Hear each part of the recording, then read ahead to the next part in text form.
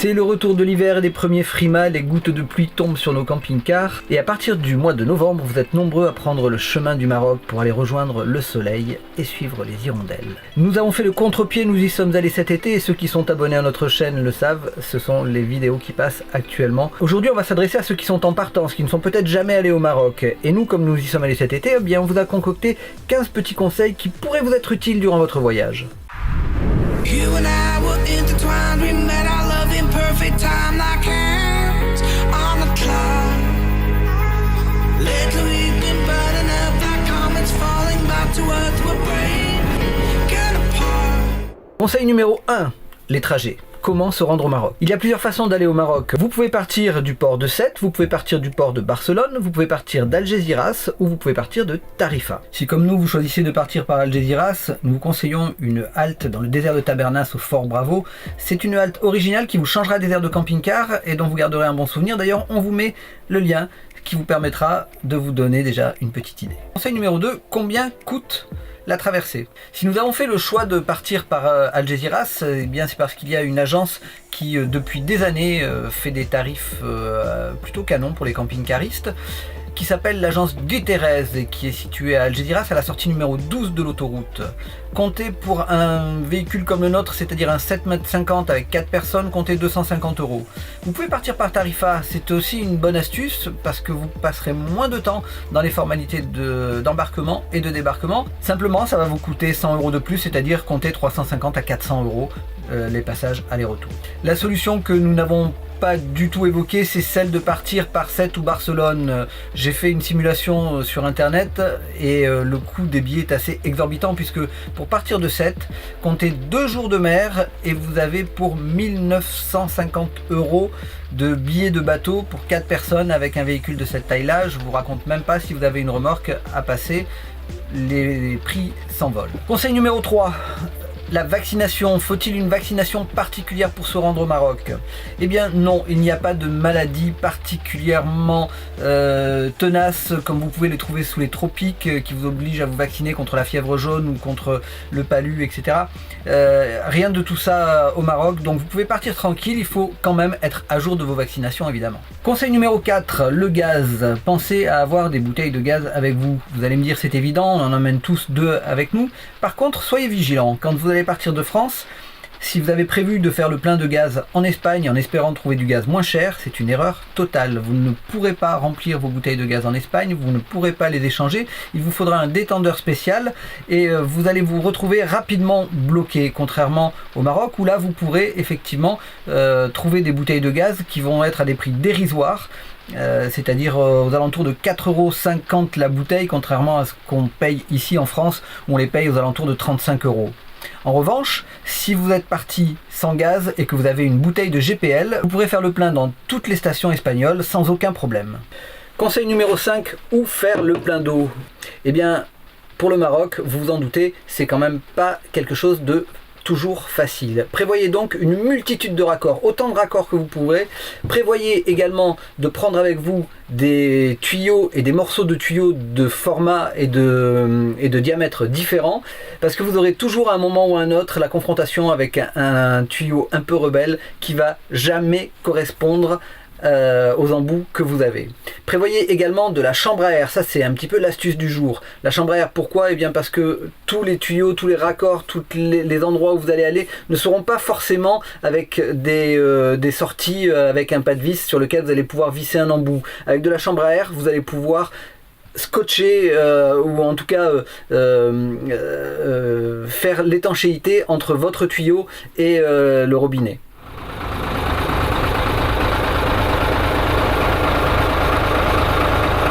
Alors il se passe quoi?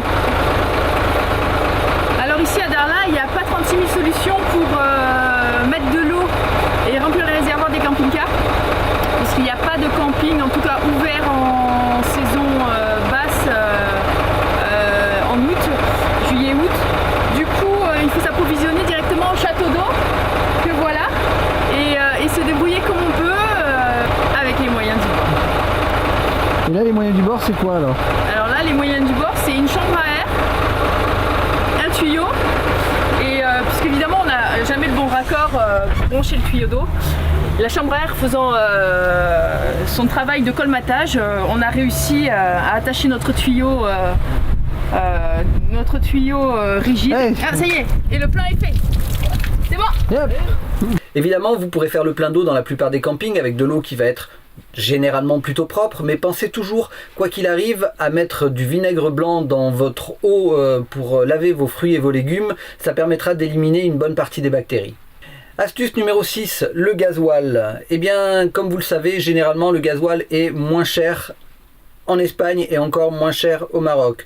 Sur l'Espagne, comptez 10 centimes de moins qu'en France en général, et dans certaines stations, les camping-caristes ont droit à une réduction supplémentaire. Ce sont les stations Red Tortuga, si je ne dis pas de bêtises, qui vous offrent 4 centimes par litre à chaque fois que vous faites un plein chez eux. Généralement, nous faisons notre premier plein à la Jonquera, où vous avez une station Red Tortuga qui est située derrière le Mercadonia.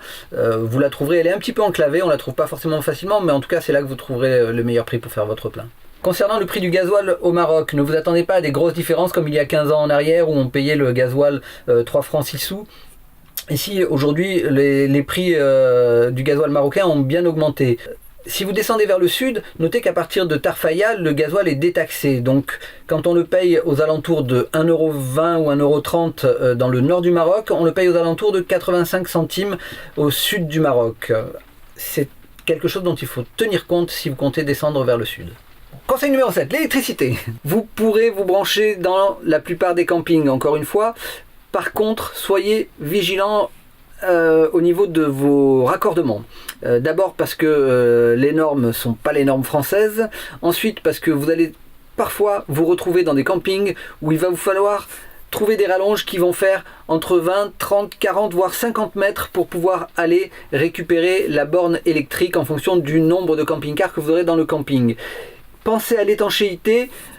Amenez avec vous toujours du scotch américain, amenez de quoi étanchéifier vos raccords et croisez les doigts pour que tout se passe bien. Généralement, on peut avoir des surprises. Conseil numéro 8, les papiers. En dehors des papiers habituels qu'il vous faudra avoir avec vous, c'est-à-dire carte grise, assurance du véhicule, vos passeports, toute la paperasserie administrative habituelle, pensez à emmener avec vous des fiches de police. Pourquoi ? Eh bien parce que vous verrez qu'au Maroc, il y a de nombreux checkpoints, généralement à l'entrée et à la sortie des villes, que vous pourrez vous faire arrêter et qu'on va vous demander, pas systématiquement, mais on va vous demander assez souvent des fiches de police. La fiche de police, c'est quelque chose que vous remplissez quand vous rentrez au Maroc. Eh bien, nous vous conseillons d'en faire une série que vous allez photocopier et que vous allez emmener avec vous. Pourquoi ? Parce que ça vous évitera de perdre beaucoup de temps lors des contrôles d'identité. On vous met en lien dans le bloc des commentaires un petit lien vers une fiche que vous pourrez télécharger à la limite et que vous pourrez utiliser pour votre propre compte. Conseil numéro 9, les campings.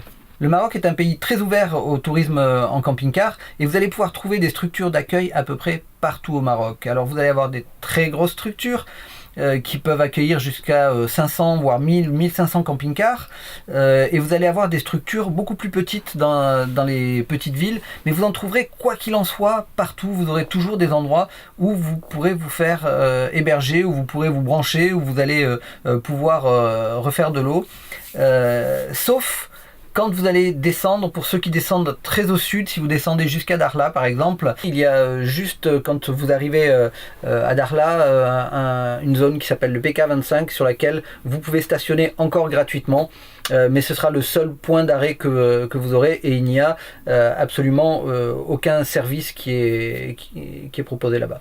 Conseil numéro 10, l'état des routes.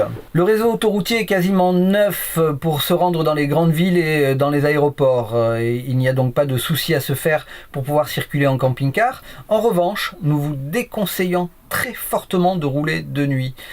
Pourquoi ? Eh bien parce que la nuit, vous allez pouvoir vous retrouver nez à nez avec un troupeau de chèvres, un troupeau de moutons, avec des gens qui circulent sur l'autoroute et donc un conseil, arrêtez-vous de rouler avant la nuit. Vous pouvez vous arrêter de dormir dans les stations essence d'ailleurs, c'est quelque chose qui se pratique relativement fréquemment. Prenez cette option plutôt que de rouler de nuit. Sur le réseau secondaire, en revanche, si les routes sont relativement bonnes, il vous faudra être toujours très vigilant vis-à-vis des transports de marchandises et vis-à-vis des autobus qui roulent vraiment à tombeau ouvert. Conseil numéro 11, les cadeaux. Quand vous êtes au Maroc, dans des endroits reculés, on a affaire parfois à des populations qui sont dans le besoin et c'est toujours intéressant de pouvoir leur laisser des choses qui nous ne nous servent plus, comme les vêtements des enfants qui sont devenus trop petites.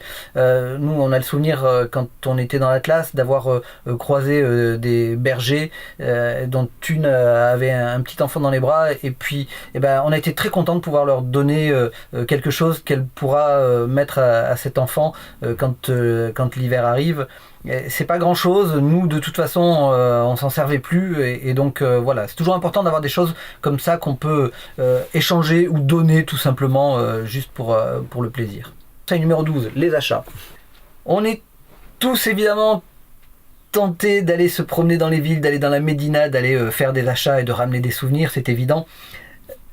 Là, il va falloir apprendre le pays. Et pour apprendre le pays, il faut savoir que tout se négocie tout le temps. C'est-à-dire que quand vous allez acheter quelque chose, vous allez vouloir ramener un tagine, une djellaba, n'importe quoi. On va vous l'annoncer à généralement 3-4 fois le prix auquel ils le vendent aux Marocains, tout en vous disant que c'est un prix marocain.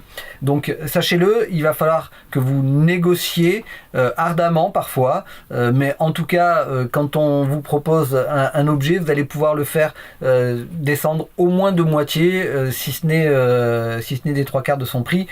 Prenez votre mal en patience, ne vous énervez pas et puis restez courtois, ces gens-là sont adorables et une fois que l'affaire est faite, vous êtes toujours les meilleurs amis du monde. Si certaines personnes peuvent s'en agacer, sachez que ça se pratique dans énormément de pays, ça fait partie de la culture, ça fait partie de leur rituel, les choses ne se vendent qu'en se négociant. Conseil numéro 13, manger au Maroc. Si vous êtes à la recherche de l'authentique, fuyez évidemment les bords de plage et allez vous réfugier dans les ruelles. C'est là que vous allez pouvoir parler avec les gens, c'est là que vous allez pouvoir faire vraiment connaissance avec le pays, c'est là que vous allez pouvoir manger de la même façon que les Marocains et c'est vraiment là que vous allez vous régaler.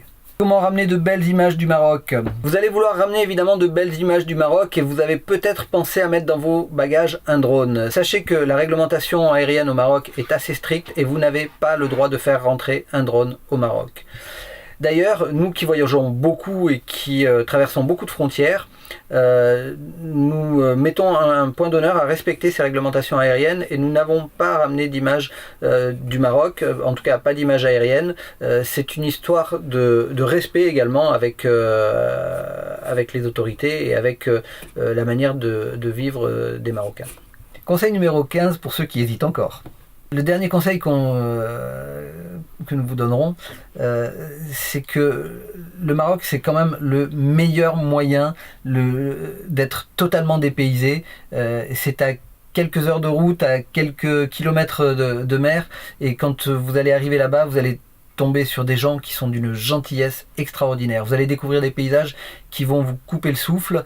Évidemment, la côte est plus facile, mais retirez-vous vers l'Atlas, allez vous perdre du côté des gorges du Dadès, allez vous perdre dans le Haut-Atlas, vous allez y trouver des paysages somptueux, vous allez pouvoir ramener des images et des souvenirs qui vont être sans commune mesure avec ce que vous aviez l'habitude de faire jusqu'à maintenant. Et puis surtout, vous allez avoir envie d'y retourner tous les ans comme des milliers d'autres personnes qui chaque année prennent la route vers le soleil. Voilà, j'espère que cette vidéo vous aura plu et que ces 15 conseils vont vous permettre de passer un agréable séjour au Maroc. N'oubliez pas de mettre un petit mot dans les commentaires si vous avez des choses à nous signaler ou si vous avez des questions auxquelles vous aimeriez que nous répondions. Dans la prochaine vidéo, nous vous ferons la présentation de notre nouveau camping-car, donc qui est le 367 GA de chez Challenger. N'oubliez pas de vous abonner, de mettre un petit pouce bleu si les vidéos vous plaisent. N'oubliez pas que vous pouvez suivre notre blog, mais aussi nous suivre sur les réseaux comme Facebook ou Instagram. Restons connectés et voyagez avec nous.